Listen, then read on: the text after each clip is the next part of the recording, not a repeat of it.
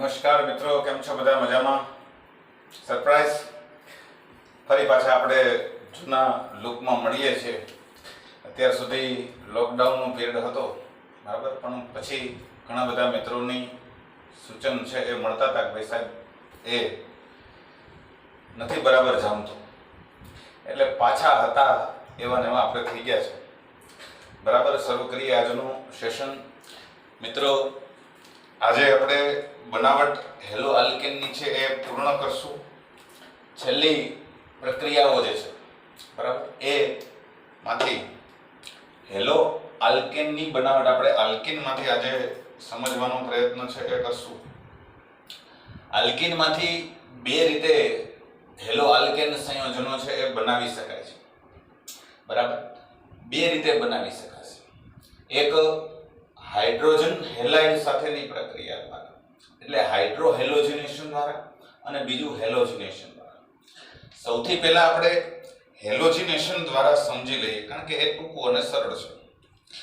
Halogenation દ્વારા બહુ સરળ રીતે, એટલે કે હેલોજિનેશન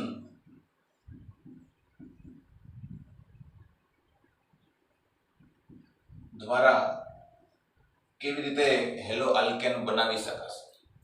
તો સિમ્પલ છે, આલ્કીન માંથી આપણે બનાવવાનું છે. હવે આલ્કીન સંયોજનો એટલે તો કે આપણને ખ્યાલ છે કે દ્વિબંધ વાળા સંયોજનો. દ્વિબંધ એટલે કાર્બન કાર્બન વચ્ચે ડબલ બોન્ડ હશે, પાઈ બંધ હશે. આવા સંયોજનો કોઈ પણ લ્યો આલ્કીન, એની પ્રક્રિયા તમે સીધી હેલોજન સાથે કરો, સીધી હેલોજન સાથે. મોટે ભાગે અહીંયા દ્રાવક તરીકે કાર્બન ટેટ્રાક્લોરાઇડ નો ઉપયોગ થાય છે, CCl4. CCl4 ની હાજરીમાં આ પ્રક્રિયા કરો એટલે શું થશે? તો કે યોગશીલ પ્રક્રિયા થશે. એટલે હેલોજનનો અણુ આખે આખો આમાં ઉમેરાઈ જશે, પાઈ બંધ છે આનો એક તૂટી જશે. એટલે બેય કાર્બન ઉપર એક એક હેલોજન ઉમેરાઈ જાય. એટલે બેય કાર્બન ઉપર એક એક હેલોજન ઉમેરો. દ્વિબંધ છે એ દ્વિબંધ ને બદલે હવે એક બંધ જ રહેશે. એટલે આપણને હેલો આલ્કેન મળશે. પણ મિત્રો, અહીંયા બે હેલોજન એક સાથે દાખલ થાય છે, એટલે અહીંયા આપણને જે મળશે એ વિસિનલ ડાયહેલાઇડ સંયોજનો મળશે. વર્ગીકરણમાં પ્રમાણે યાદ હોય તો આપણે જોયું હતું કે બાજુના કાર્બન ઉપર જો બે હેલોજન હોય તો એવા હેલાઇડને આપણે ડાયહેલાઇડ કહીએ છીએ, પણ વિસિનલ ડાયહેલાઇડ. એટલે અહીંયા વિસિનલ ડાયહેલાઇડનું મિશ્રણ છે. વિસિનલ ડાયહેલાઇડ છે આપણને નિપજ તરીકે મળશે. દાખલા તરીકે ઉદાહરણ આપણે લેવું હોય તો એનું લઈ શકીએ કે ભાઈ દાખલા તરીકે બ્રોમિન ઇથિન લઈએ, CH2 ડબલ બોન્ડ CH2. આની પ્રક્રિયા બ્રોમિન સાથે કરો, બ્રોમિન સાથે. CCl4 ની હાજરીમાં કાર્બન ટેટ્રાક્લોરાઇડ છે એ દ્રાવક તરીકે મોટે ભાગે વપરાય છે. તો શું થાય? તો કે બ્રોમિન બે કાર્બન ઉપર એક એક ઉમેરી દે, દ્વિબંધ નીકળી જાય. એટલે CH2 દ્વિબંધ હતો એને બદલે એક બંધ થઈ જશે, CH2 અને બે ઉપર એક એક બ્રોમિન છે એ ઉમેરાઈ જશે. મિત્રો, આનું નામ આપવું હોય તો આપણે IUPAC પ્રમાણે આપી શકીએ 1,2 ડાયબ્રોમો ઇથેન, 1,2 ડાયબ્રોમો ઇથેન, અથવા તો આને આપણે વિસિનલ ડાયહેલાઇડ છે એ તરીકે પણ ઓળખી શકીએ. તો આ પ્રકારના વિસિનલ ડાયહેલાઇડ નિપજ તરીકે મળશે. આ પ્રક્રિયાની ખાસિયત શું છે મિત્રો? આ રીતે તમે આગળ પણ બીજા ઉદાહરણો લેવા હોય તો લઈ શકો. દાખલા તરીકે ઇથેન ને બદલે પ્રોપેન લ્યો, CH3 CH double bond CH2, એની પ્રક્રિયા કરો CCl4. તો આમાં શું થશે? તો કે CH3 CH અને CH2 દ્વિબંધ કાઢી નાખવાનો અને બે ઉપર એક એક બ્રોમિન ઉમેરી દો. એટલે નિપજ આપણને મળશે 1,2 ડાયબ્રોમો પ્રોપેન, 3 કાર્બન છે, એટલે આ પણ એક પ્રકારનો વિસિનલ ડાયહેલાઇડ છે. મિત્રો, આ પ્રકારના નિપજ આપણને જે મળશે આ પ્રક્રિયાની ખાસિયત શું છે હવે તો કે અહીંયા જે બ્રોમિન આપણે લઈએ છીએ એ લાલાશ પડતા કથ્થાઈ રંગનું હોય છે, લાલાશ પડતા કથ્થાઈ રંગનું. અને જો એની પ્રક્રિયા થાય તો આ જે વિસિનલ ડાયહેલાઇડ મળે છે આ સંયોજનો રંગવિહીન હોય છે, રંગવિહીન, આનો કલર હોતો નથી. એટલે જો આ પ્રમાણે પ્રક્રિયા થાય તો આ બ્રોમિનનો રંગ છે એ દૂર થઈ જાય છે, બ્રોમિનનો રંગ અદ્રશ્ય થઈ જાય છે. એટલે એના આધારે પ્રયોગશાળામાં આવા દ્વિબંધયુક્ત સંયોજનો છે એની પરખ કરવા માટે અસંતૃપ્ત સંયોજનો છે આ બધા, એટલે અસંતૃપ્તતાની કસોટી તરીકે આનો ઉપયોગ થાય છે. દ્વિબંધવાળા કે ત્રિબંધવાળા સંયોજનો છે એ અસંતૃપ્ત સંયોજનો કહેવાય છે. તો એની અસંતૃપ્તતાની કસોટી તરીકે આનો ઉપયોગ આપણે કરીએ છીએ કે રંગ છે એ જો દૂર થઈ જાય તો સમજવાનું કે અસંતૃપ્ત સંયોજન છે, લીધેલો પદાર્થ છે. અને રંગ જો દૂર ન થાય તો સમજવાનું કે એ સંતૃપ્ત સંયોજન હશે, તો રંગ દૂર થશે નહીં. તો આ બહુ સહેલી પ્રક્રિયા છે હેલોજિનેશન દ્વારા, એટલે એમાં બીજું કશું નથી, હેલોજન સાથે આપણે પ્રક્રિયા કરવાની છે. બીજી પદ્ધતિ છે એ આપણા માટે સૌથી વધારે અગત્યની છે, બરાબર, એ છે હાઇડ્રોહેલોજિનેશન દ્વારા. આલ્કીન સંયોજનો છે એની હાઇડ્રોજન હેલાઇડ સાથે જો પ્રક્રિયા કરવામાં આવે, બરાબર, આલ્કીન સંયોજનોની હાઇડ્રોજન હેલાઇડ એટલે કે HX આ રીતે લખી શકો. બીજી મેથડ છે આપણા માટે હાઇડ્રોહેલોજિનેશન દ્વારા.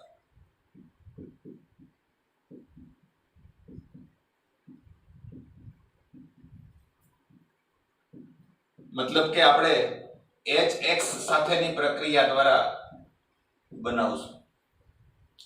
કેવી રીતે?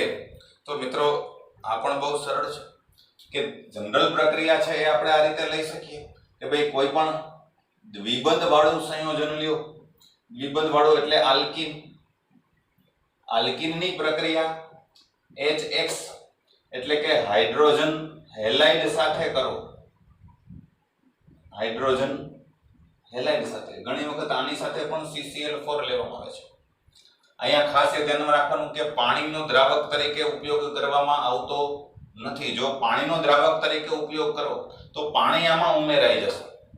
એટલે અહીંયા પણ ઘણી વખત આ રીતે લખાય છે CCl4, લખો તો ચાલશે, નહીં લખો તો ચાલશે. કાર્બન ટેટ્રાક્લોરાઇડ જેવા દ્રાવક લેવાય છે બિનજલીય.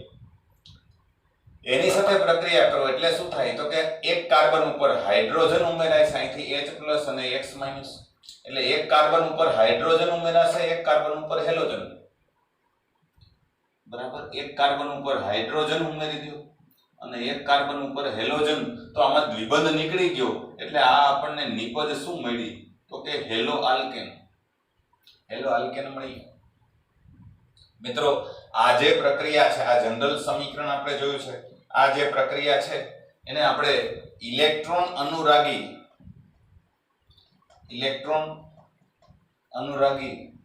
યોગશીલ પ્રક્રિયા છે.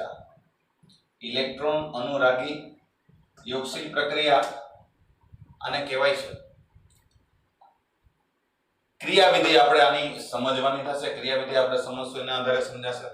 મિત્રો હવે આની અંદર પ્રક્રિયા છે ઉદાહરણ તરીકે લેવી હોય તો આપણે બે રીતે લઈ શકશું. અહીંયા એક બાબત આપણે એ સમજી લઈએ કે જો અહીંયા સમમિત આલ્કીન લઈએ, સમમિત આલ્કીન એટલે તો કે જેમાં દ્વિબંધ વાળા જે બે કાર્બન છે એની હારે જોડાયેલા અહીંયા બે બાજુના જે સમૂહો છે એ સરખા હોય તો એ સમમિત આલ્કીન કહેવાય છે. તો એવો સમમિત આલ્કીન લ્યો, દાખલા તરીકે આપણે ઉદાહરણ તરીકે લઈ શકીએ ઇથિન લ્યો, CH2 double bond CH2.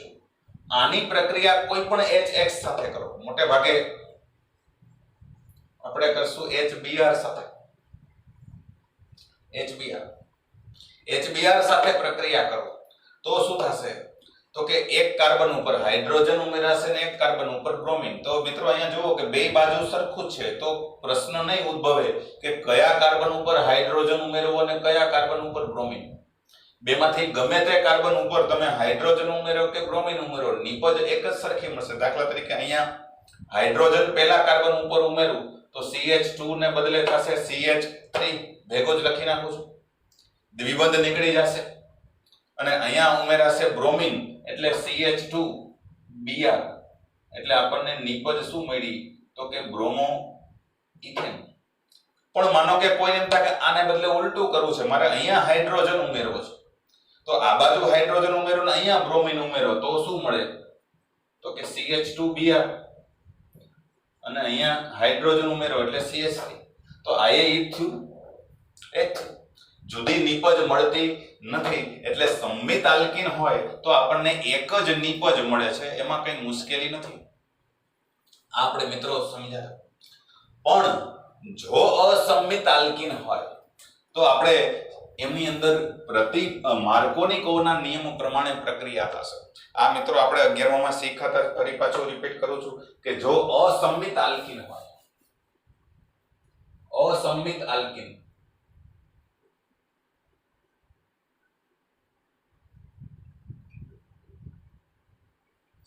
અસંમિત alkene જો આપણે લીધો હોય, દાખલા તરીકે અસંમિત આલ્કીન કોને કહેશું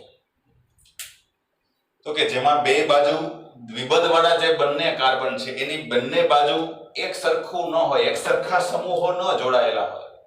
દાખલા તરીકે આપણે પ્રોપીન લઈ શકીએ. પ્રોપીન ઉદાહરણ તરીકે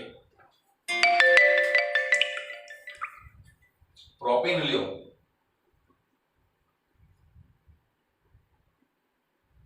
CH3 CH double bond CH2, આની આપણે HBr સાથે પ્રક્રિયા કરાવો તો આ પ્રક્રિયા છે એમાં નિપજ એક જ સરખી નહીં મળે બંને બાજુએથી. આ બાજુનો દ્વિબંધ વાળો કાર્બન છે, અહીંયા હાઇડ્રોજન ઉમેરો અને આ બાજુ બ્રોમિન ઉમેરો તો આપણને નિપજ આ પ્રકારની મળશે, બે નિપજ મળશે. માનો કે પહેલામાં અહીંયા આપણે હાઇડ્રોજન ઉમેરીએ છીએ તો CH3 CH2 CH2 અને અહીંયા બ્રોમિન ઉમેરીએ છીએ, નિપજ મળી આપણને શું તો કે 1 બ્રોમો પ્રોપેન.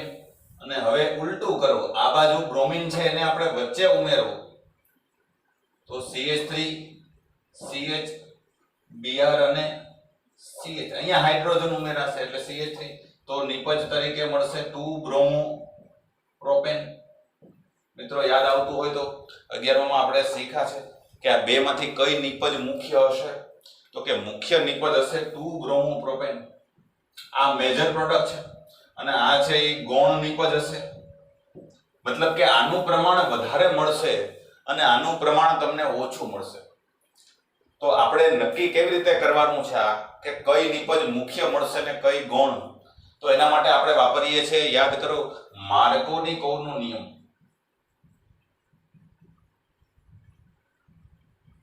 માર્કોનિકોવનો નિયમ છે એના દ્વારા નક્કી થશે. માર્કોનિકોવનો નિયમ છે એ આપણે શીખ્યા જો યાદ હોય તો. નિયમ છે એ શું છે તો કે સિમ્પલ રીતે આપણે સમજીએ તો આપણે એ રીતે યાદ રાખવાનું છે કે અસમપ્રક્રિયકનો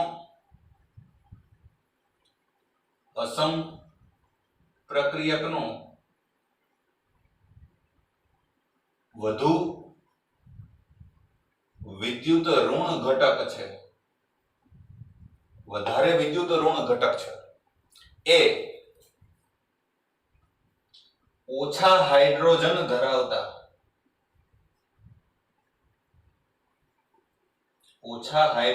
ધરાવતા ઇથિલિનિક કાર્બન સાથે જોડાય છે. બહુ ઓછા શબ્દોમાં મેં માર્કોનિકોવનો નિયમ છે એ લખ્યો છે કે ભાઈ અસમપ્રક્રિયક એટલે તો કે અસમપ્રક્રિયક એટલે અહીંયા છે આપણો HBr એ અસમપ્રક્રિયક છે. આ અસમપ્રક્રિયક છે તો આનો વધારે વિદ્યુત ઋણ ઘટક કયો? આના બે ભાગ છે, H+ અને Br-. તો તો વધારે વિદ્યુત ઋણ ઘટક કયો છે? તો કે બ્રોમાઇડ આયન. આ ભાગ છે એ ક્યાં જોડાશે? તો કે ઓછા હાઇડ્રોજન ધરાવતા ઇથિલિનિક કાર્બન સાથે. હવે ઇથિલિનિક કાર્બન એટલે દ્વિબંધ વાળા કાર્બન. દ્વિબંધ વાળા કાર્બન આ બે છે. હવે આ બે માંથી ઓછા હાઇડ્રોજન કોની હારે જોડાયેલા છે? તો કે અહીંયા બે હાઇડ્રોજન છે, અહીંયા એક જ છે. તો ઓછા હાઇડ્રોજન અહીંયા છે. તો એનો મતલબ એવો થયો કે બ્રોમિન જે આનો છે એ બ્રોમિન ક્યાં જોડાશે? તો કે ઓછા હાઇડ્રોજન ધરાવતા કાર્બન. આ બ્રોમિન અહીંયા જોડો એ નિપજ મુખ્ય નિપજ હશે. એટલે બ્રોમિન વચ્ચે જોડો, આ નિપજ મુખ્ય બનશે, આ નિપજ ગૌણ બનશે. હવે આવું શું કામે થાય છે? આવું શું કામે થાય છે? માર્કોનિકોવનો નિયમ જો તમે સમજ્યા હો તો આની ક્રિયાવિધિ સમજવી પડે કે ભાઈ માર્કોનિકોવના નિયમમાં શું થાય છે, આવું શું કામે થાય છે. તો કે એમાં કાર્બોકેટાયન બને છે. જો યાદ હોય તો મેં તમને અગાઉ કીધું કે આ પ્રક્રિયા છે ઇલેક્ટ્રોન અનુરાગી યોગશીલ પ્રક્રિયા છે. ઇલેક્ટ્રોન અનુરાગી યોગશીલ પ્રક્રિયા છે. કેવી રીતે? તો કે આની ક્રિયાવિધિ છે એ જો તમે સમજ્યા હોય તો આવડશે કે ભાઈ આમાં શું થાય છે. તો કે પહેલા સ્ટેપની અંદર HBr છે, HBr આનું વિયોજન થાય H+ અને Br-, H+ અને Br- વિષમ વિભાજન થાય. એટલે શું થાય? તો કે બ્રોમિન બે ઇલેક્ટ્રોન લઈ લેશે, બે ઇલેક્ટ્રોન લઈ લેશે હાઇડ્રોજન પાસેથી. એટલે બ્રોમિન ઉપર ઋણ વીજભાર અને હાઇડ્રોજન ઉપર ધન વીજભાર આવશે. આને હવે તો કે ઇલેક્ટ્રોન ગુમાવ્યો એટલે આને ઇલેક્ટ્રોનની જરૂર છે. જેને ઇલેક્ટ્રોનની જરૂર હોય એ ઇલેક્ટ્રોન તરફ આકર્ષાય. બરાબર? ઇલેક્ટ્રોનની ઉણપ અનુભવતો હોય અને જે ઇલેક્ટ્રોનની ઉણપ અનુભવતો હોય એને જ આપણે કહીએ છીએ શું? તો કે ઇલેક્ટ્રોન અનુરાગી. એટલે આ જે બે છૂટા પડશે એમાં H+ આયન છે ઇલેક્ટ્રોન અનુરાગી છે. અને ઇલેક્ટ્રોન અનુરાગી છે એટલે એ શું કરશે? તો કે એ બીજા સ્ટેપની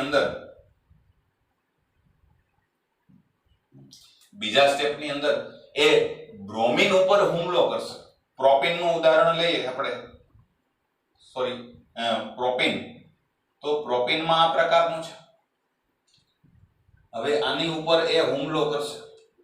આની ઉપર હુમલો શું કામ કર્યો? તો કે આને ઇલેક્ટ્રોન ઘટે છે, આ ઇલેક્ટ્રોનની ઉણપ ધરાવે છે. તો ઇલેક્ટ્રોનની ઉણપ ધરાવતા હોય એટલે ઇલેક્ટ્રોન જ્યાં દેખાય ત્યાં હુમલો કરશે. બરાબર? મોટે ભાગે જેને જે વસ્તુની જરૂર હોય એના તરફ આકર્ષાય. આને ઇલેક્ટ્રોનની જરૂર છે તો આની પાસે ઇલેક્ટ્રોન છે, ધ્યાનથી જોશો તો ક્યાં છે? તો કે આ પાઈ ઇલેક્ટ્રોન જે છે, પાઈ બંધના જે ઇલેક્ટ્રોન છે એના તરફ આ આકર્ષાય. આ આકર્ષાય એટલે શું થાય? તો કે આ H+ આયન આ પાઈ બંધના ઇલેક્ટ્રોન તરફ આકર્ષાય. એટલે એમાં ઇલેક્ટ્રોમેરિક અસરને કારણે અહીંયા હવે ધ્યાનથી બરાબર સમજો કે આ પાઈ બંધના ઇલેક્ટ્રોનનું શિફ્ટિંગ થાય. આ જ્યારે આની ઉપર હુમલો કરશે તો એવું બની શકે ને, એવું બની શકે કે આ પાઈ બંધના ઇલેક્ટ્રોન છે એ આ કાર્બન ઉપર સ્થાનાંતરિત થઈ જાય. હવે પાઈ બંધના ઇલેક્ટ્રોન આ બાજુના કાર્બન ઉપર ખસી જાય તો અહીંયા બે ઇલેક્ટ્રોન આવી જશે અને આ કાર્બન ધન વીજભારિત બનશે. આ કાર્બન ધન વીજભારિત બનશે. તો હવે H+ આયન ક્યાં જોડાય? તો કે આની પાસે ઇલેક્ટ્રોન છે આ કાર્બન પાસે. એટલે H+ આયન આ કાર્બન ઉપર જોડાય તો આપણને આ પ્રકારનું એક કાર્બોકેટાયન મળશે. હાઇડ્રોજન છે અહીંયા જોડાઈ ગયો છે આ પ્રકારે. કારણ કે પાઈ ઇલેક્ટ્રોન અહીંયા આવ્યા, આ કાર્બન ઉપર પાઈ ઇલેક્ટ્રોન આવે તો H+ ત્યાં આવશે. પણ હવે એના કારણે શું થયું? તો કે આ જે કાર્બન છે આ બીજા નંબરનો કાર્બન એ ધન વીજભારિત બનશે. એટલે આ કાર્બોકેટાયન બનશે. કાર્બોકેટાયન. પણ કાર્બોકેટાયનમાં ધન વીજભાર જે કાર્બન ઉપર છે ઈ કાર્બન બીજા બે કાર્બન આરે જોડાયેલો છે. એટલે કાર્બોકેટાયન કેવા પ્રકારનો બનશે? તો કે દ્વિતીયક. આનાથી ઉલટું બની શકે. આનાથી ઉલટું શું થાય? તો કે આપણે એવું વિચારીએ કે આ પાઈ બંધના ઇલેક્ટ્રોન જે છે એ પાઈ બંધના ઇલેક્ટ્રોન આની ઉપર ખસે, આની ઉપર સ્થાનાંતરિત થાય તો શું થાય? તો કે તો અહીંયા બે ઇલેક્ટ્રોન આવે, બે ઇલેક્ટ્રોન અહીંયા આવે તો ધન વીજભાર અહીંયા આવે. તો હવે આ H+ આયન છે એ અહીંયા નહીં જોડાય કારણ કે ધન ધન વચ્ચે તો અપાકર્ષણ થાય. એટલે આ છે એ ક્યાં જશે? તો કે આ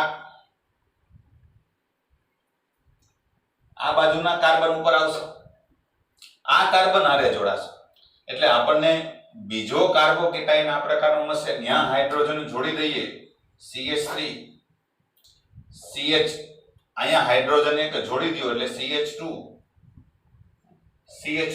પાઈ બંધ નીકળી ગયો.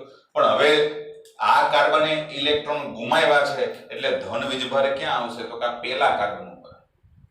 એટલે આ એ કાર્બોકેટાયન બન્યું, કાર્બોકેટાયન. પણ આ કયા પ્રકારનો છે?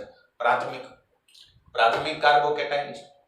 એટલે બે પ્રકારના કાર્બોકેટાયન બને. અને જો યાદ હોય મિત્રો તો 11મા માં આપણે એ સામાન્ય સિદ્ધાંતો જે ભણ્યા એમાં તમને કાર્બોકેટાયનની સ્થાયીતાનો ક્રમ સમજાયો હતો કે સૌથી વધારે સ્થાયી કાર્બોકેટાયન કયો હોય તો કે તૃતીયક, પછી દ્વિતીયક, પછી પ્રાથમિક અને પછી મિથાઇલ. આ કાર્બોકેટાયનની સ્થાયીતાનો ક્રમ છે કે સૌથી વધારે કાર્બોકેટાયન કયો સ્થાયી હોય તો કે 3 ડિગ્રી, 3rd ડિગ્રી એટલે કે તૃતીયક, એનાથી ઓછો સ્થાયી હોય દ્વિતીયક, એના કરતા ઓછો સ્થાયી હોય પ્રાથમિક. અહીંયા આપણી પાસે બે છે, આ દ્વિતીયક છે ને આ પ્રાથમિક છે. તો એનો મતલબ કે આ કેવો હશે તો કે વધુ સ્થાયી અને આ કેવો હશે તો કે ઓછો સ્થાયી. મતલબ કે જે ઓછો સ્થાયી હોય તો અહીંયાથી હવે પ્રક્રિયા બહુ આગળ વધશે નહીં, અહીંયાથી જ વધારે પ્રમાણમાં આગળ વધશે પ્રક્રિયા, કારણ કે આ વધુ સ્થાયી છે. તો આનાથી જે નિપજ મળશે એ નિપજ વધુ મળશે. હવે થર્ડ સ્ટેજ ની અંદર શું થાય તો કે સિમ્પલ કે આની હારે હવે H+ આયન તો જોડાઈ ગયો. હવે બાકી કોણ વધ્યું છે તો કે Br- આયન જોડી દો ઋણાયન. તો Br- ક્યાં જોડાશે તો કે વચ્ચે. એટલે આપણને CH3 CH Br અને CH3 મળશે. પણ આ નિપજ આપણને કેવી મળશે તો કે વધુ પ્રમાણમાં, આ છે એ વધુ મળશે. એટલે મુખ્ય નિપજ આપણી આ જે થશે એ બનશે, આ જે આપણી છે એ મુખ્ય નિપજ બનશે. આ થર્ડ સ્ટેપ છે. ત્રીજું સ્ટેપ અહીંયા લખી શકો તમે. બ્રોમાઇડ આયન ઉમેરાય અહીંયાથી એ જ પ્રમાણે જો બ્રોમાઇડ આયન આમાં ઉમેરાય તો આપણને નિપજ મળશે CH3 CH2 CH2 અને Br એટલે 1 બ્રોમોપ્રોપેન. પણ આ નિપજ આપણી કેવી બનશે તો કે ઓછા પ્રમાણમાં બનશે, ઓછા પ્રમાણ. શું કામ તો કે આ ઓછો સ્થાયી છે એટલે અહીંથી નિપજ બહુ બનશે નહીં. એટલે આ જે નિપજ મળશે એ નિપજ આપણી કેવી બનશે તો કે ગૌણ નિપજ. આનું પ્રમાણ છે એ ઓછું હશે. મિત્રો આ ક્રિયાવિધિ 11માં તમે શીખાતા જ. એટલે કાર્બોકેટાયન છે એ આમાં મહત્વનો છે. કાર્બોકેટાયનના આધારે સ્થાયીતા છે એ નક્કી કરી શકાય છે. એટલે માર્કોનિકોનો નિયમ છે યાદ રાખવાનો, કઈ રીતે પ્રક્રિયા થાય છે સમજવાની. પણ ખાસ મહત્વનું વસ્તુ એ છે કે આમાં અપવાદ છે. યાદ હોય તો આપણે માર્કોનિકોના નિયમની આરે પ્રતિ માર્કોનિકોનો નિયમ પણ સમજાવ્યો. પ્રતિ માર્કોનિકોના નિયમમાં શું થાય તો કે આ નિયમથી ઉલટી નિપજ મળે. મતલબ કે વધુ વિદ્યુતઋણ ઘટક છે એ ઓછા હાઇડ્રોજન ધરાવતા કાર્બનને બદલે વધારે હાઇડ્રોજન ધરાવતા કાર્બન હારે જોડાય. જો એવું થાય તો એને આપણે પ્રતિ માર્કોનિકોનો નિયમ કહીએ છીએ, અથવા પ્રતિ માર્કોનિકોના નિયમ પ્રમાણેની નિપજ કહીશું. પણ એવું ક્યારે બનશે તો એ પણ ભેગું આપણે જરાક યાદ કરી લઈએ. 11માં મિત્રો આપણે બધું શીખાતા પણ ફરી વખત આપણે એનું રિવિઝન કરીએ છીએ, પુનરાવર્તન કરીએ છીએ કે પ્રતિ માર્કોનિકોનો નિયમ છે એ ક્યારે વાપરશું. પ્રતિ માર્કોનિકોનો નિયમ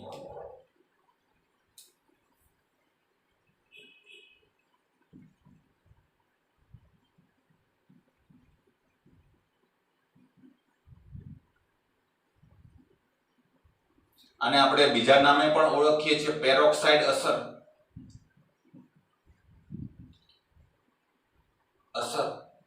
અથવા તો ખાસ અથવા તો ખરાશ અસર પણ કહેવાય છે.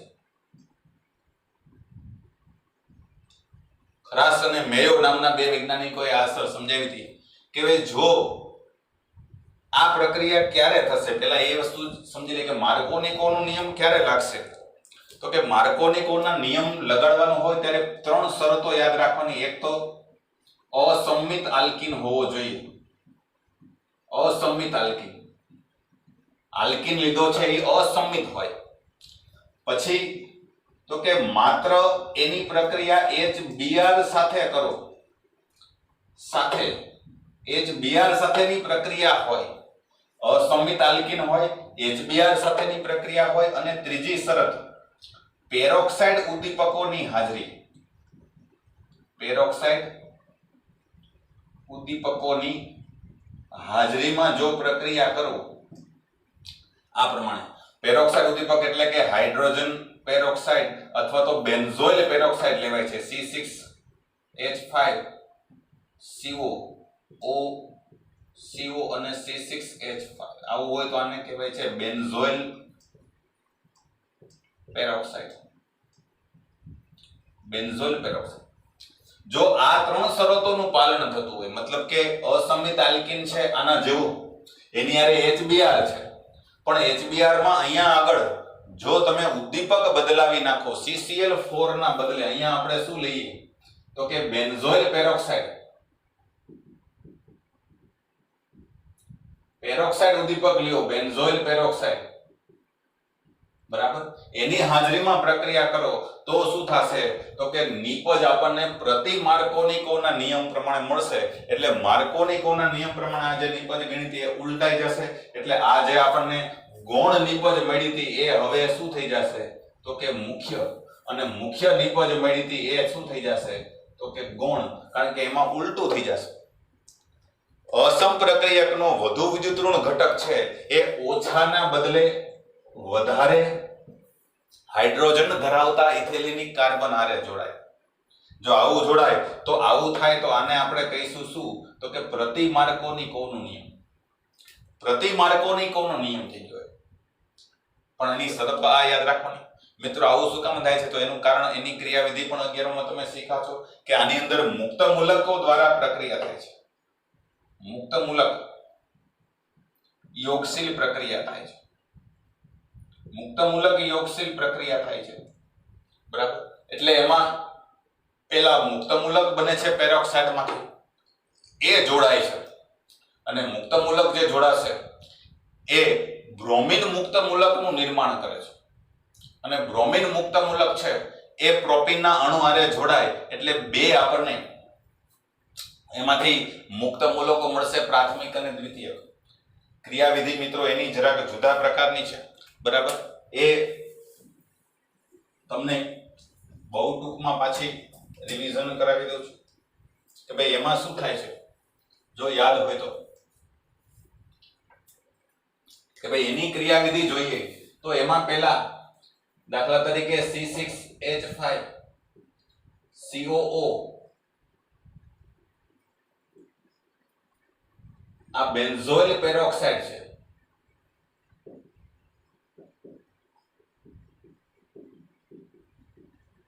બેન્ઝોઇલ પેરોક્સાઇડ એનું સમવિભાજન થાય. અહીંયા સોરી એક ઓક્સિજન આપણો હજી ઘટે છે, અહીંયા બે ઓક્સિજન આવશે, માય મિસ્ટેક, સુધારી લેજો મિત્રો. એક અને બે ઓક્સિજન આવશે. અહીંયા પણ એ જ રીતે બેન્ઝોઇલ પેરોક્સાઇડ નું સૂત્ર છે એ આ પ્રકારનું થશે.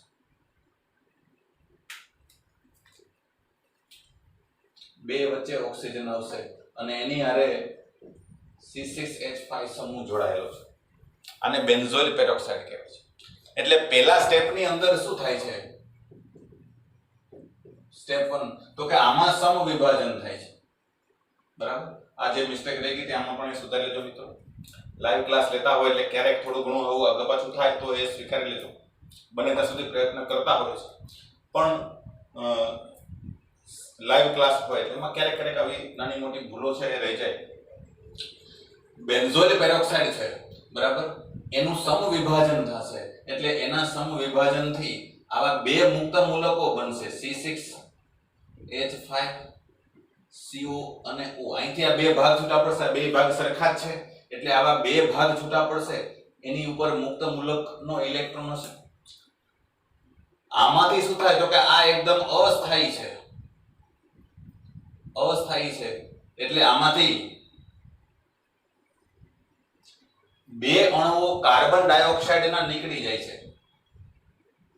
CO2 કેવી રીતે તો કે બહુ ઈઝી છે અહીંથી તમે સમજી શકો કે આ બે CO2 નીકળી ગયા તો વધ્યું શું હવે તો કે તો આપણી પાસે હવે વધશે ખાલી બે ફિનાઇલ મુક્ત મૂલકો C6H5 બે ફિનાઇલ મુક્ત મૂલક વધશે આ પહેલું સ્ટેપ છે બીજા સ્ટેપની અંદર હવે શું થાય તો કે આ જે ફિનાઇલ મુક્ત મૂલક છે સ્ટેપ 2 આ ફિનાઇલ મુક્ત મૂલક છે C6H5 એ HBr ના અણુને તોડશે HBr ના અણુ આનું સમવિભાજન થાય એટલે શું થાય તો કે આમાંથી હાઇડ્રોજન એક મુક્ત મૂલક ને એક બ્રોમિન મુક્ત મૂલક બને પણ આગળની ક્રિયાવિધિ આપણે સમજતા બરાબર આલ્કેનમાંથી હેલો આલ્કેનની બનાવટમાં તો યાદ હશે મિત્રો કે હાઇડ્રોજન મુક્ત મૂલક વધારે અસ્થાયી તત્વની હારે જોડાઈ જશે એટલે આમાંથી આપણને બ્રોમિન મુક્ત મૂલક અને વત્તા C6H6 એટલે બેન્ઝીન મળશે આ બીજું સ્ટેપ અને ત્રીજા સ્ટેપની અંદર હવે શું થશે તો કે આ જે પ્રોપીનનો અણુ આપણે લીધો તો CH3 CH double bond CH2 એની સાથે બ્રોમિન મુક્ત મૂલક છે એ જોડાશે હવે આની હારે બ્રોમિન મુક્ત મૂલક જોડો એટલે અગેન પાછું કે ભાઈ આમાં બે પ્રકારની નિપજ મળશે આનું સમવિભાજન કરો પાઈ બંધના ઇલેક્ટ્રોનનું તો બે ઉપર એક એક આવશે બે ઉપર એક એક ઇલેક્ટ્રોન આવે તો બ્રોમિન ક્યાં જોડાય તો કે અહીંયા જોડાઈ શકે ને અહીંયા જોડાઈ શકે બરાબર અહીંયા વચ્ચે બ્રોમિન જોડો તો આ પ્રકારે થશે CH3 CH માનો કે આપણે છેડે જોડીએ છીએ પહેલા અહીંયા આગળ બ્રોમિન અહીંયા જોડી દીધો આપણે અહીંયા તો આ મુક્ત મૂલક આની ઉપર હજી એક ઇલેક્ટ્રોન વધશે એટલે આ મુક્ત મૂલક બન્યો પણ આ કેવા પ્રકારનો તો કે પ્રાથમિક દ્વિતીયક મુક્ત મૂલક બનશે દ્વિતીયક મુક્ત મૂલક અને આમાંથી બનશે ઉલટું કરો કે આ બ્રોમિન છે એને વચ્ચે જોડો તો CH3 CH Br અને CH2 આની ઉપર મુક્ત મૂલકનો ઇલેક્ટ્રોન આવશે એટલે આ એ મુક્ત મૂલક બન્યો પણ આ કેવો યસ પ્રાથમિક મુક્ત મૂલક બન્યો હવે મુક્ત મૂલકોની સ્થાયીતાનો ક્રમ છે એ પણ કાર્બોકેટાયન જેવો જ છે એટલે દ્વિતીયક મુક્ત મૂલક છે આ વધુ સ્થાયી છે આ વધુ સ્થાયી અને આ ઓછો સ્થાયી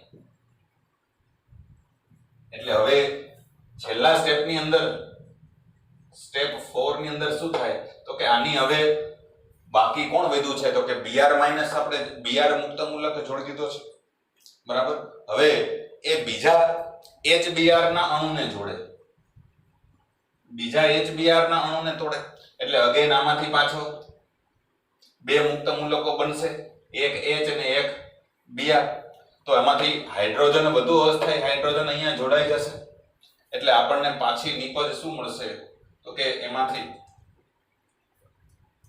CH3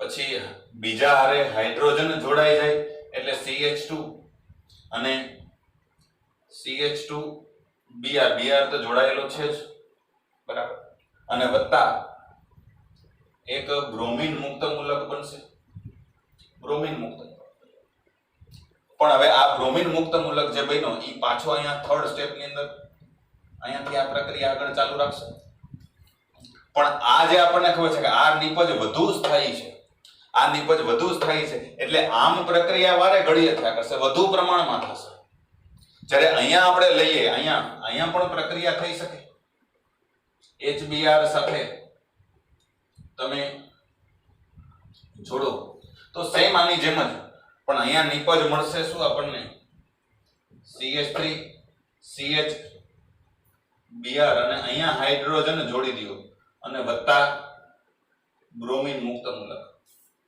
આ બ્રોમિન મુક્ત મૂલક બનશે આ એ પાછો અહીંયા જોડાઈ શકે પણ આ નિપજ છે એ ઓછી સ્થાયી છે એટલે આમાંથી નિપજ ઓછી મળશે બરાબર આ રીતે નિપજ આપણે સમજાવી શકીએ આ નિપજ વધુ મળશે. મિત્રો 11માં બહુ સરસ રીતે ક્રિયાવિધિ આપી છે, પાછી રિવિઝન કરી લેજો. અહીંયા પુનરાવર્તન થાય એટલા માટે પાછું રિપીટ કર્યું છે. પણ આ પ્રતિ માર્કોનિકોના નિયમ છે અને એ ક્યારે લાગુ પડે તો કે આ શરતો યાદ રાખવાની, યાદ રહી જશે. બીજી એક બાબત આ મુદ્દાની અંદર સમજવા જેવી છે કે પ્રક્રિયાની અંદર જો માર્કોનિકોના નિયમ પ્રમાણે પ્રક્રિયા કરો, અહીંયા આ મુદ્દો આમ તો પૂરો થાય છે, પણ ખાસ ધ્યાનમાં એ રાખવું પડશે કે ક્યારેક જો પ્રતિ માર્કોનિકોના નિયમ પ્રમાણેની નિપજ હોય તો એમાં નિપજ છે એ જરાક જુદી રીતે પણ મળી શકે. ક્રિયાવિધિને જો તમે સમજાશો તો જ એ નક્કી કરી શકશો. મિત્રો એક એક્ઝામ્પલ દ્વારા હું તમને સમજાવીશ આ વસ્તુ કે ક્યારેક આવા પ્રકારના પ્રશ્નો છે એ સ્પર્ધાત્મક પરીક્ષામાં પૂછાતા હોય છે કે ભાઈ દાખલા તરીકે આવો પ્રશ્ન પૂછે તમને કે ભાઈ CH3 CH double bond CH2 આ છે.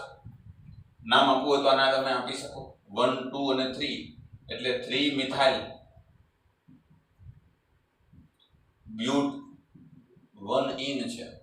આની પ્રક્રિયા આપણે કરીએ છીએ HBr સાથે. HBr કોની હાજરીમાં? CCl4. મતલબ પેરોક્સાઇડ નથી. પેરોક્સાઇડ નથી એટલે માર્કોનિકોનો નિયમ લાગે છે. એટલે આપણે પહેલી નજરે ઓપ્શન વિચારો કયો કરશું તો કે ભાઈ આમાં દ્વિબંધ છે બે કાર્બન ઉપર, ત્યાં ઉમેરી દો હાઇડ્રોજન ને બ્રોમિન, અસમિત આલ્કીન છે એટલે માર્કોનિકોના નિયમ પ્રમાણે આપણે શું કરશું તો કે બ્રોમિન ને અહીંયા જોડી દો. એટલે મોટા ભાગના વિદ્યાર્થીઓ આવી નિપજ બનાવશે કે ભાઈ બીજા કાર્બન ઉપર બ્રોમિન અને પહેલા કાર્બન ઉપર હાઇડ્રોજન, આવી નિપજ. પણ જો આ નિપજ વિચારશો મિત્રો તો આ ખોટી પડશે. શું કામે આવું થશે? આની નિપજ આ નહીં મળે, બરાબર? શું કામે તો કે આની અંદર હાઇડ્રોજન શિફ્ટિંગ થશે. અહીંયા એક હજી હાઇડ્રોજન ઘટે છે, રહી ગયો બતાવવાનું, બરાબર? કાર્બનની સંયોજકતા પૂરી કરવા માટે એક હાઇડ્રોજન હજી અહીંયા હશે, બરાબર? તો આની અંદર શું થાય છે? શું કામે આવી નિપજ નથી મળતી? આના બદલે સાચી નિપજ શું હશે તો કે આ પ્રકારની.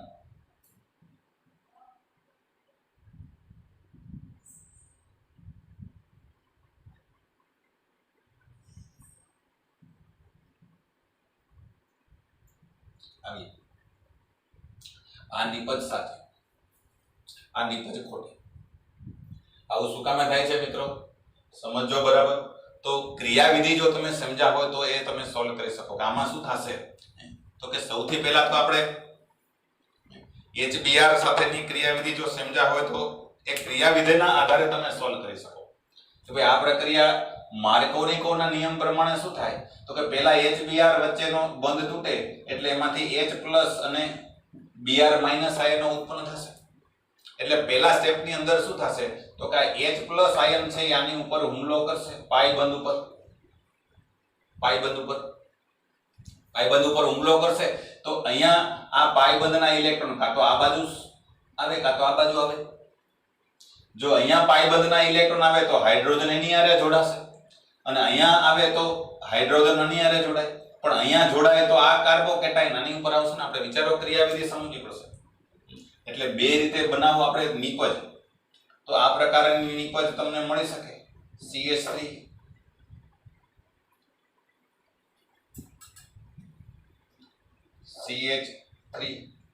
આપણે આ રીતે વિચારીએ છીએ. હવે અહીંયા માનો કે હાઇડ્રોજન જોડાય છે આ કાર્બન ઉપર, અહીંયા CH2 છે એને બદલે આપણે શું કરી દઈએ તો કે CH3. હાઇડ્રોજન છે એ અહીંયા જોડાણું તો અહીંયા ધન વીજભાર આવશે આ પ્રમાણે, કાર્બોકેટાયન બનશે આ પ્રકાર.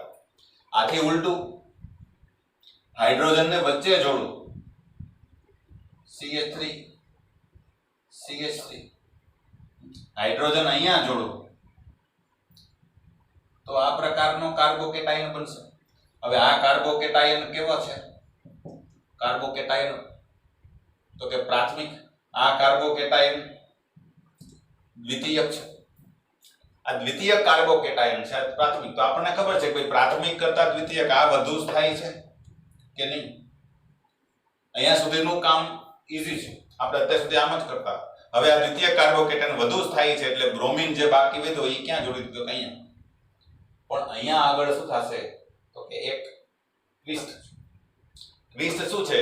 તો કે આ દ્વિતીયક કાર્બોકેટાયન છે, એની બાજુમાં જે કાર્બન છે એ તૃતીયક છે. ધ્યાનથી જુઓ તો આ કાર્બન તૃતીયક કાર્બન છે, એટલે આની હારે 3 કાર્બન જોડાયેલા છે. આવું જ્યારે હોય એટલે થાય શું કે આ હાઇડ્રોજન છે એને અહીંયા શિફ્ટ કરી દો આ બાજુ, અને આ ધન વીજભારને અહીંયા લઈ આવો તો તૃતીયક કાર્બોકેટાયન બની જાય. અને તૃતીય કાર્બોકેટાયન છે એ વધુ સ્થાયી હોય એટલે આમાં શું થશે? તો કે હાઇડ્રાઇડ આયનનું શિફ્ટિંગ થશે. હાઇડ્રાઇડ આયનનું શિફ્ટિંગ એટલે હાઇડ્રાઇડ આયન શિફ્ટિંગ એટલે શું? તો કે હાઇડ્રોજન છે ઈ બે ઇલેક્ટ્રોન લઈને અહીંયા જોડાઈ જશે. આ બે ઇલેક્ટ્રોન લઈ લે હાઇડ્રોજન તો કાર્બન ઉપર વીજભાર ધન આવશે, અને હાઇડ્રોજન બે ઇલેક્ટ્રોન લઈને H- આયન તરીકે અહીંયા વયો જાય તો આનો વીજભાર ન્યુટ્રલ થઈ જશે. એટલે આમાંથી શું થશે? તો કે CH3 અહીંયા આવી જશે CH2 અને CH3. આવું જો થાય તો ધન વીજભાર છે એ આમાં ક્યાં આવે છે? તો કે ધન વીજભાર છે એ આ કાર્બન ઉપર આવે. અને આ કાર્બોકેટાયન કેવો બન્યો? તો કે તૃતીયક કાર્બોકેટાયન. તૃતીયક અને તૃતીય કાર્બોકેટાયન છે આ બન્યો છે એ કેવો બન્યો છે? તો કે દ્વિતીયક કાર્બોકેટાયન. પ્રાથમિક કરતા દ્વિતીયક આ વધુ સ્થાયી હોય, પણ દ્વિતીયક કરતા આ વધુ સ્થાયી હોય, એટલે આવું થઈ જશે. અને હવે આની હારે તમે બ્રોમિન જોડો. આ તો પ્રાથમિક આ ઓછો સ્થાયી છે, આમાંથી નિપજ મળશે નહીં, પણ આમાંથી હવે નિપજ આપણને મળે. અહીંયા હું દર્શાવું છું તો શું થશે? બરાબર અહીંયા તો કે હવે આ જે કાર્બોકેટાયન આવ્યો એની હારે બ્રોમાઇડ આયન જોડી દો એટલે આપણને ફાઇનલ જે નિપજ મળશે એ આવા પ્રકારની કે બ્રોમિન અહીંયા જોડાશે. બરાબર, એટલે 2 મિથાઇલ 2 બ્રોમો 2 મિથાઇલ બ્યુટેન આમાંથી મુખ્ય નિપજ તરીકે મળશે. બરાબર, આવું પણ થઈ શકે જ્યારે બાજુમાં તૃતીયક કાર્બન હોય તો. બાજુમાં તૃતીય કાર્બન હોય તો આ ખાસ સમજો મિત્રો. સ્પર્ધાત્મક પરીક્ષાઓમાં ઘણી વખત આ પ્રકારના પ્રશ્નો પૂછાય કારણ કે એમાં થોડો ટ્વિસ્ટ હોય છે, અઘરું હોય છે. પણ સમજો ક્રિયાવિધિ સમજ્યા હોય તમે આ પ્રકારના પ્રશ્નો છે એને આરામથી સોલ્વ કરી શકશો. મિત્રો અહીંયા આ મેથડ છે એને પણ આપણે પૂર્ણ કરીશું. બરાબર, આ જૂના સેશનની અંદર બરાબર 2 બાબતો છે એ પૂર્ણ થાય છે. 2 બાબતો મહત્વની છે. પહેલી બાબત તો જાણે કે આપણે આજના સેશનના અંતે હેલો આલ્કેનની બનાવટ છે એ પૂર્ણ કરીશું. બધા પ્રકારની નવે યાદ કરો તો આલ્કોહોલમાંથી 4 મેથડ, હાઇડ્રોકાર્બનમાંથી 3 મેથડ, આલ્કેનમાંથી 1 અને આલ્કીનમાંથી 2, અને હેલોજનના વિનિમય દ્વારા 2 મેથડ. એટલે 4 + 3 + 2, 4 ને 3 7 ને 2 9. આ 9 મેથડને બરાબર યાદ કરી લ્યો મિત્રો. એકડેથી આવડવી જોઈએ. પહેલી તો કે હાઇડ્રોજન હેલાઇડ સાથે, બીજી સોડિયમ હેલાઇડ અથવા પોટેશિયમ હેલાઇડ સાથેની પ્રક્રિયા, ત્રીજી ફોસ્ફરસના હેલાઇડો PCl3 કે PCl5 સાથે, અને ચોથી થાયોનિલ ક્લોરાઇડ. 4 આલ્કોહોલમાંથી. આલ્કેનમાંથી મુક્તમૂલક હેલોજિનેશન દ્વારા. આલ્કેનમાંથી 1 મેથડ, આલ્કીનમાંથી આપણે 2 જોઈએ. આજે જે જોઈએ આલ્કીનમાંથી 2 રીતો, હેલોજિનેશન અને હાઇડ્રોહેલોજિનેશન દ્વારા. 2 પ્રક્રિયાઓ છે એ ઈઝી છે. અને હેલોજન વિનિમયમાંથી 2 નામવાળી પ્રક્રિયાઓ હતી, ફ્રિંકલસ્ટેઇન પ્રક્રિયા અને સ્વાર્ટ્ઝ પ્રક્રિયા. ટોટલ 9 મેથડ હેલો આલ્કેનની બનાવટ આપણે અહીંયા પૂર્ણ થાય છે. 9 બરાબર યાદ રાખવું છે. આવતા સેશનમાં એના ઉપર આધારિત કેટલાક ક્વેશ્ચન છે એની આપણે ચર્ચા કરશું, અને પછી હેલો એરિનની બનાવટ છે એ પણ જોશું. હેલો એરિનમાં 4 મેથડ છે આપણે જોવાની છે, એટલે આવતા સેશનમાં આપણે એનો ઉપયોગ કરશું. બરાબર મિત્રો, આજનું સેશન આપણે પૂરું થાય છે. બીજી ખાસિયત આ પ્રકારની કે આજથી હવે પાછો ઓરિજિનલ જૂના લુકમાં આપણે આવી ગયા છે, બરાબર. એટલે એના વિશે પણ તમારા મંતવ્ય જણાવજો. કેમ લાગે છે જૂનો લુક, બરાબર, એ આ યોગ્ય છે કે આગળનું? મિત્રો, આજે આપણે આજનું સેશન પૂરું કરીએ છીએ, બરાબર.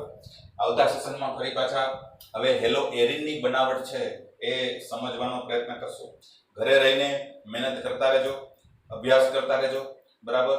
કારણ કે કોરોના કાલે વયો જશે, બરાબર, પણ પરીક્ષા આપણી છે એ જવાની નથી. પરીક્ષા તો આપણે આપવાની જ છે, એટલે તૈયારી ઘરે રહીને બરાબર કરતા રહેજો મિત્રો, બરાબર. આજનું સેશન આપણે અહીંયા પૂર્ણ કરીએ છીએ. આવજો.